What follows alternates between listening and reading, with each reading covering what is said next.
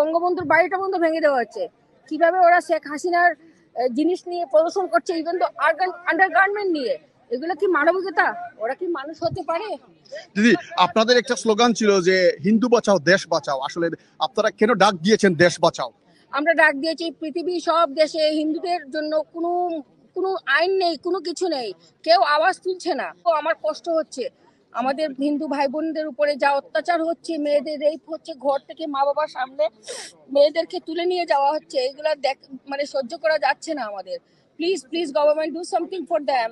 আমাদের রবীন্দ্রনাথ ঠাকুরের স্ট্যাচু ভাঙা হয়েছে, যে লোকটা বাংলাদেশকে স্বাধীন করেছে, বঙ্গবন্ধু শেখ মুজিবুর রহমান, ওনাকে কিভাবে অপমান করে ওর উপরে একদম পেচ্ছাপ করছে ওরা, মানে ওরা কি মানুষ হতে পারে?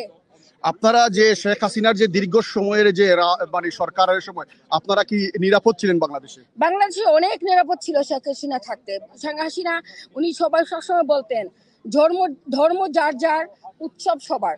তো উনি সবাইকে এক মনে, যেমন হিন্দুদেরকে ভালোবাসতেন তিনি মুসলিমদেরকে ভালোবাসতেন, শিখ খ্রিস্টান সবাইকে উনি ভালো করেছেন। আর উনি যত উন্নত করেছেন বাংলাদেশকে কেউ করেনি। আমি মনে করি না ভবিষ্যতে আর হবে বলে। এইরকম যদি সিচুয়েশন থাকে বাংলাদেশের পতন নিশ্চিত। ওরা আস্তে আস্তে পতনের দিকে যাচ্ছে। একটা ভালো মানুষ ছিল, ওরা ওনাকে অ্যাপ্রিসিয়েট করেনি, ওনাকে ওরা বুঝতেই পারেনি উনি দেশটাকে কত উন্নত করেছেন।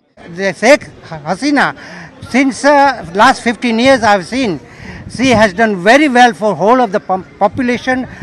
There was a peace and calm, and everybody were actually going about doing their business, able to worship freely of the religions of choice. Now the thing has changed, and it is that we have protect. Is that the thing that we have to provide to all community? This is whether Hindu, Christian, or any other minority. If you believe in human right, if you believe in freedom, then we have to protect freedom of everyone. Yeah.